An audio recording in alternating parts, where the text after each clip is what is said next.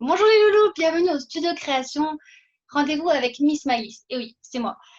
Studio Création, pour la faire courte, est une association qui est là pour te transmettre un savoir culturel, autant événementiel, animation, audiovisuel, à travers des ateliers écriture, danse, relaxation, coaching, mise en scène, film, interview, autant de choses pour mettre en valeur ton entreprise, ton art, te donner des pistes, des idées, te transmettre des messages et des valeurs. Et justement, en parlant de messages et valeurs, je suis avec une invitée. Mon invitée du jour, elle transmet ses messages à travers des émotions et ses expressions de jeu d'interprétation. Vous l'aurez donc compris, elle est actrice et mannequin. Et sa passion l'a fait vibrer depuis l'âge de 6 ans, et oui, où elle démarre par des défilés, notamment des défilés pour des grandes marques comme Vitality, dans des clips musicaux également, dans des troupes de théâtre. Et ensuite, sa carrière prend un envol à partir de 25 ans, où là, elle commence dans des clips, dans des pubs, dans des courts-métrages, dans des séries, pour le cinéma et la télévision, notamment pour de grandes chaînes, notamment TF1 par exemple. Et par contre, à côté, elle a aussi une passion qui est les voyages. Pour ça qu'elle a décidé de faire un break et de faire le tour du monde avec sa petite famille où justement elle œuvre dans l'humanitaire notamment. Et elle pourra d'ailleurs un peu plus nous en parler. Et donc, sans plus attendre, bonjour Solène. Coucou.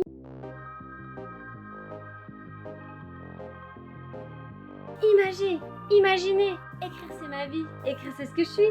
Maëlys a bien compris que le métier d'artiste, notamment devenir acteur, est très difficile. C'est pour cela qu'elle a conçu sa formation d'interprète, devenir un acteur libre et sans complexe. Pour la rejoindre, cliquez sur le lien et découvrez votre cadeau dans la description. Elle vous attend depuis son studio.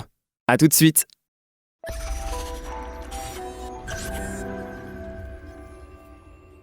Bonjour à tous, coucou Maëlys. Alors, j'espère que ça va. D'ailleurs, ça me fait plaisir et j'aurais jamais pensé, jamais cru de pouvoir t'interviewer un jour. Ça fait plaisir. Je suis très honorée. Parle-nous un peu de ton métier. Qu'est-ce qui t'a donné envie de commencer à faire ce métier, que ce soit mannequin ou actrice, ou les deux? Les deux. Très bonne question. Donc, j'ai voulu démarrer par le mannequinat. Apparemment, je savais à mon voisinage quand j'étais petite que je voulais être une grande actrice. Mais je n'ai pas beaucoup de souvenirs avant mes 6 ans, mais apparemment, je le disais. Mais ce qui m'a attirée en premier, c'était le mannequinat parce que je voulais porter des belles robes, des grands couturiers, qu'on me chouchoute, qu'on me maquille, qu'on me coiffe. J'adore porter des talons, donc je rêvais de porter des grands talons. Et en fait, voir toutes ces femmes qui sont magnifiques. Et je voulais aussi défiler. Donc en fait, c'est pour ça qu'à 6 ans, j'ai eu l'opportunité de défiler alors que ce n'était pas du tout prévu. Et c'est là que j'ai pris goût et je dis à mes parents que je voulais continuer et que c'était ça que je voulais faire. Donc, là où je vivais dans ma petite campagne, c'était pas tous les jours qu'il y avait un défilé. Et surtout, il n'y avait pas d'agence réellement à l'époque. Il n'y avait qu'en grande ville. Mais mes parents ont été hyper ouverts. Ma mère a essayé de me trouver des opportunités et ça s'est plus débouché à l'adolescence en fait. Mais vers 11 ans, j'avais très très envie de commencer le théâtre. J'avais envie de transmettre des émotions aux personnes. J'avais envie que les gens, quand ils viennent voir une pièce, un sketch ou qu'ils aillent voir un film, bon, c'est passé après au niveau de la caméra, mais d'abord c'était au niveau sur les planches. Je voulais vraiment transmettre des émotions qui venaient de se déconnecter en fait. Les gens qui venaient voir une pièce ou un sketch pendant une heure et demie, qui pensent à autre chose, qui laissent leurs soucis de côté, les tracas de la vie quotidienne avec des enfants, des maris, quoi que ce soit, et en fait qui viennent vraiment, voilà, éprouver des émotions, du rire, de la tristesse, peu importe, mais que ça les déconnecte. Et c'est pour ça que j'ai commencé le théâtre.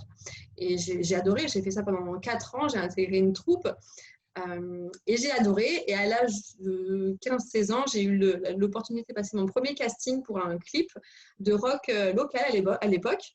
Et j'ai été prise, j'ai adoré faire ce casting, j'ai adoré passer devant la caméra. Et là, quand j'ai tourné le clip, on a fait ça en 2 jours, je crois, pour l'époque. Donc j'avais 15-16 ans.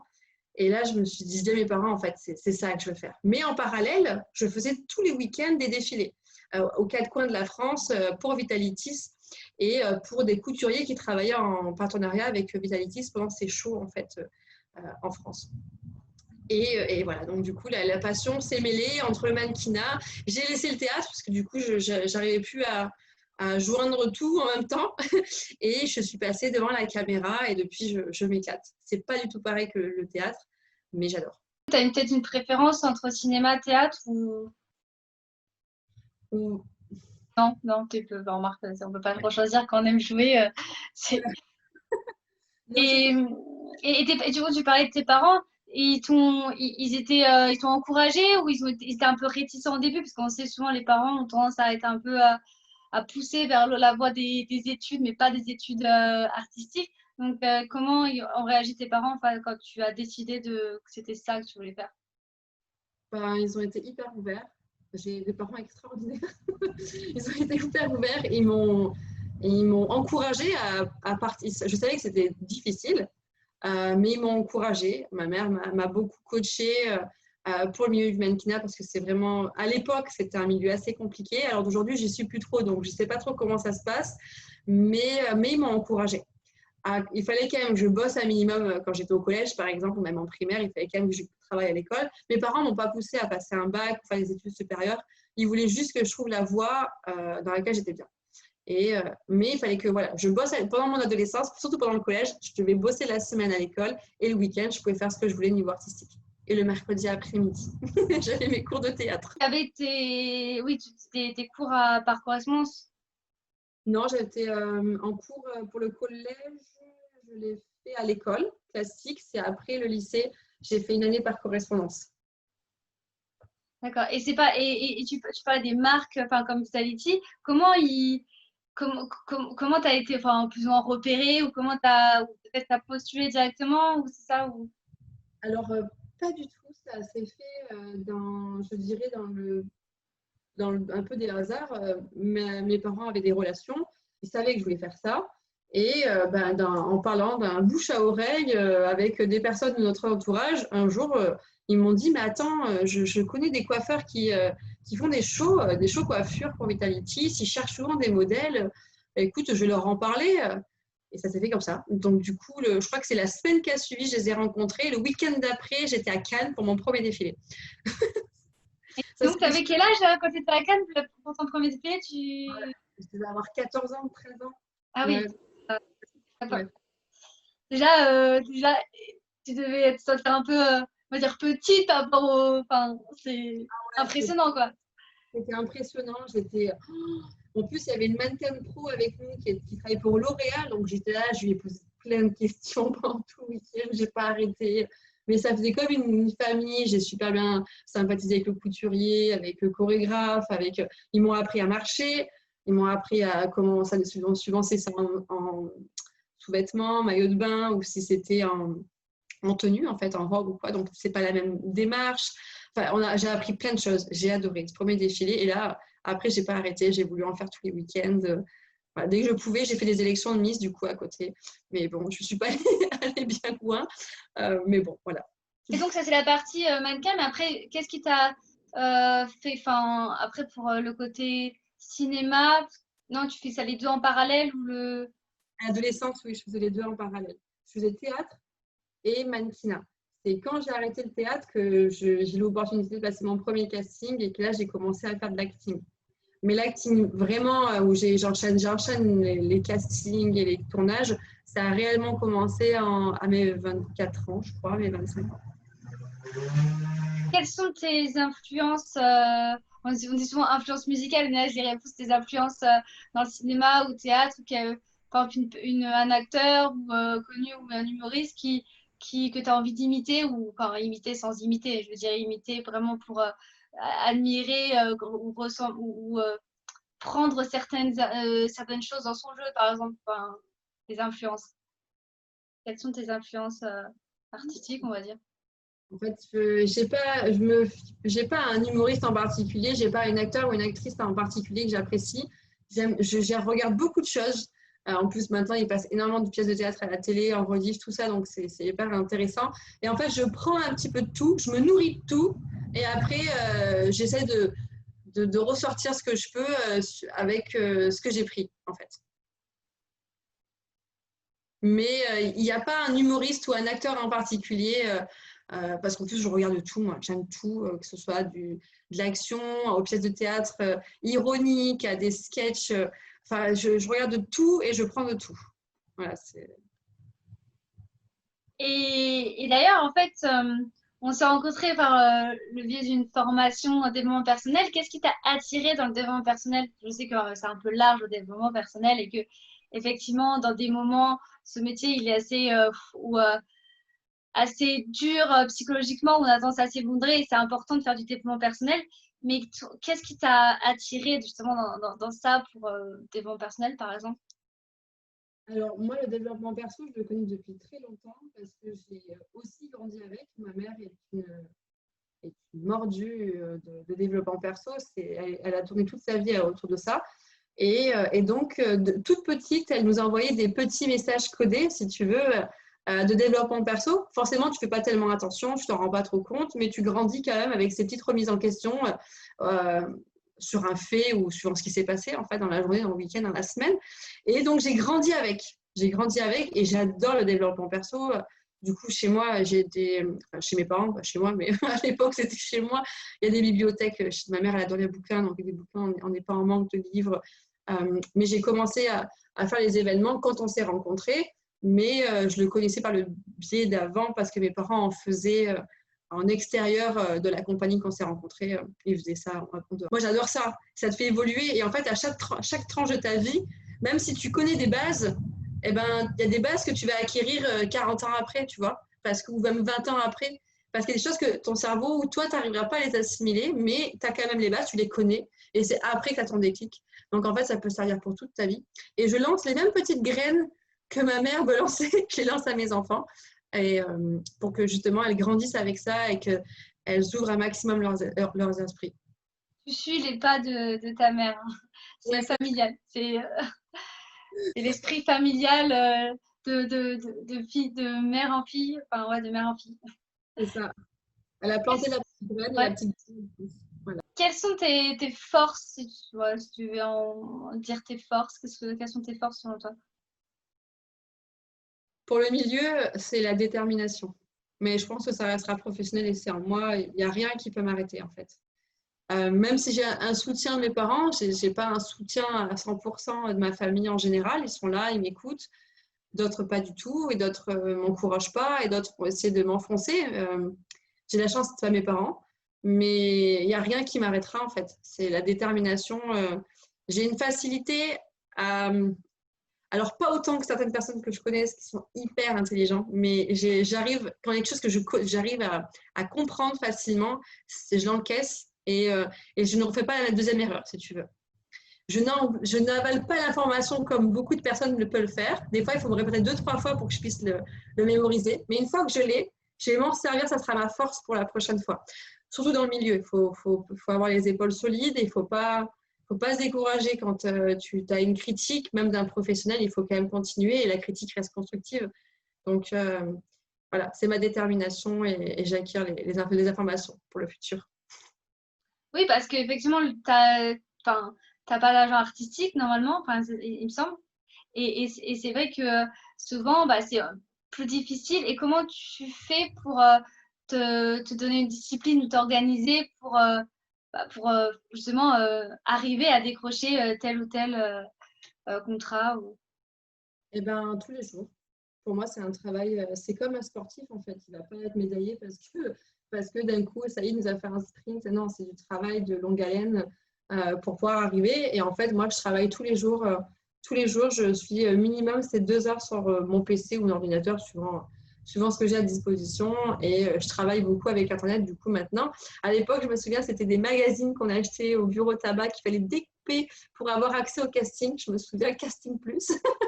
Mais maintenant, grâce au web. Et en fait, si tu ne mets pas une discipline, ça marchera pas. En fait, tu ne peux pas arriver et te dire, bon, ben là, je vais faire un casting. C'est sûr, je suis pris, je vais attendre le prochain, ça va me tomber dessus. Non, ça ne tombe jamais dessus, à part si tu t'appelles Gérard Depardieu tu vois, ou Tom Cruise. Mais non, c'est du travail tous les jours. Donc, j'ai un agenda.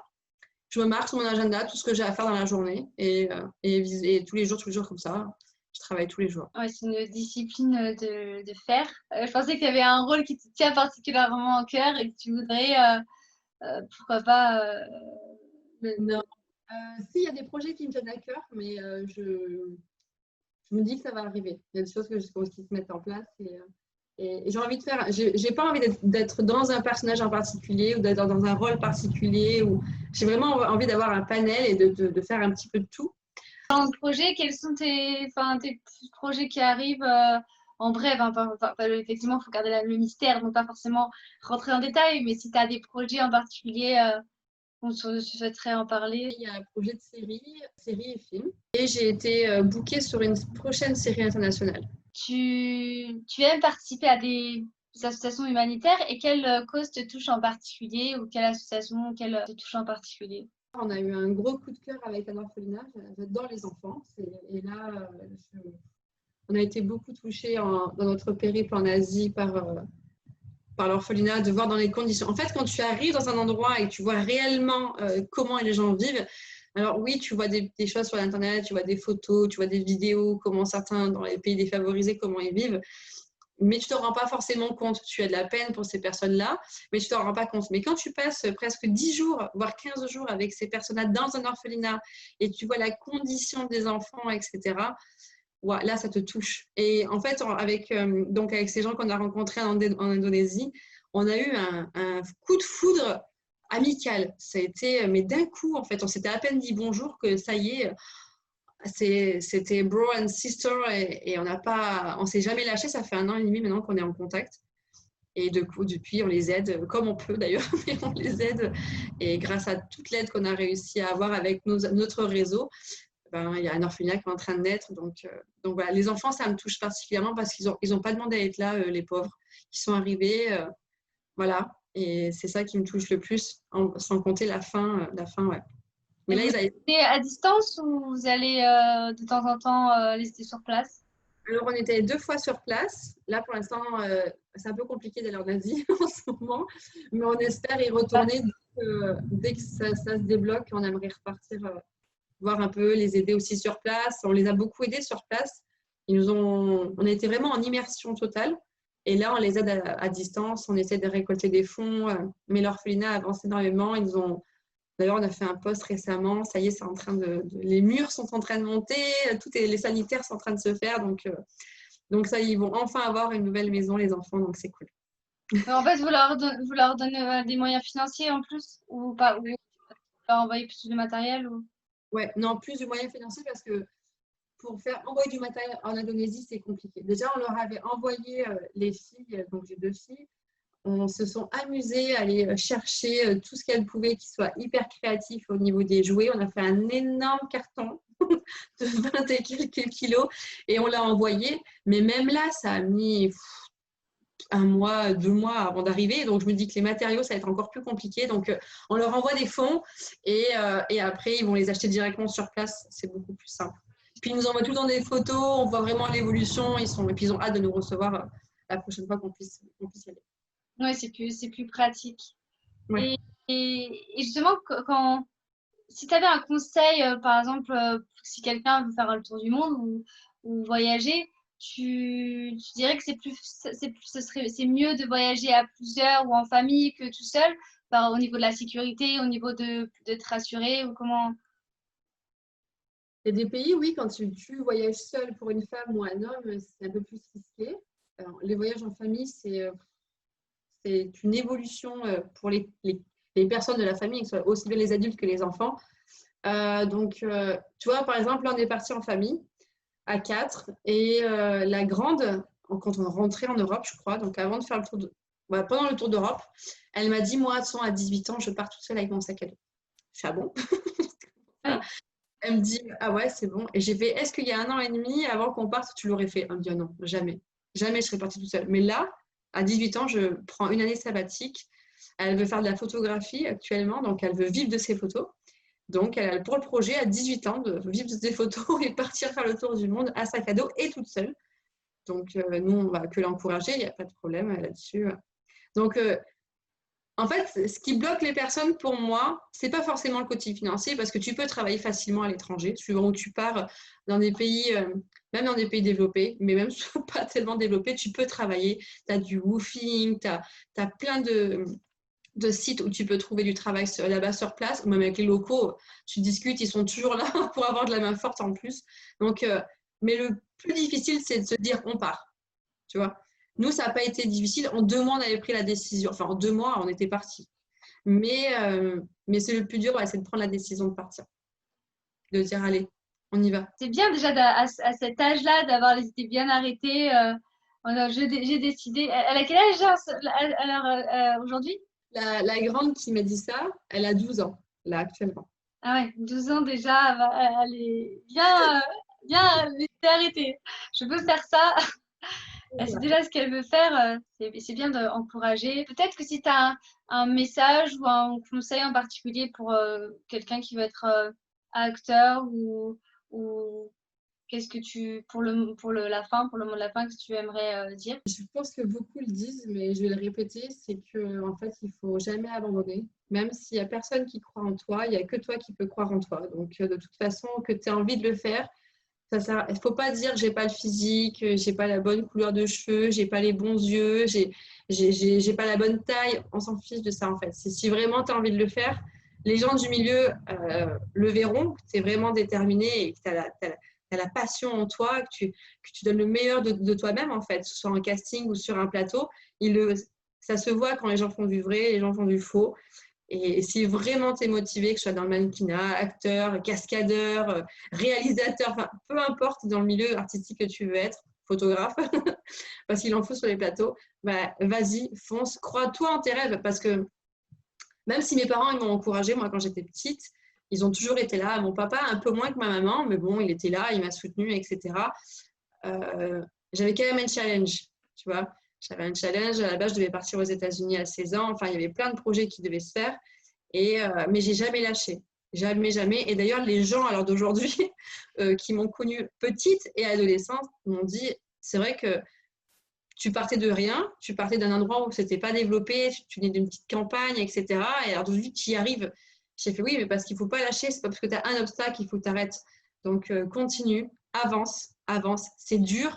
Des fois, tu as envie de pleurer. Des fois, tu as envie de tout plaquer. Mais c'est pas grave, tu continues. Si tu l'as en toi, en fait, faut juste continuer. Merci d'avoir répondu à ces questions. Pour cette fin d'Interview, si ça vous a plu, si vous aimez, si vous avez pu avoir une petite partie de du métier d'acteur et de mannequin. Si tu as aimé, n'hésite pas à t'abonner. Et tu sais ce qu'il te reste à faire. Comme je dis souvent, tous les outils clap, commente, like, abonne, partage.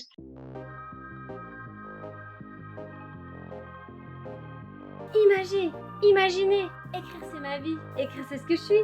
Maëlys a bien compris que le métier d'artiste, notamment devenir acteur, est très difficile. C'est pour cela qu'elle a conçu sa formation d'interprète, devenir un acteur libre et sans complexe. Pour la rejoindre, cliquez sur le lien et découvrez votre cadeau dans la description. Elle vous attend depuis son studio. À tout de suite.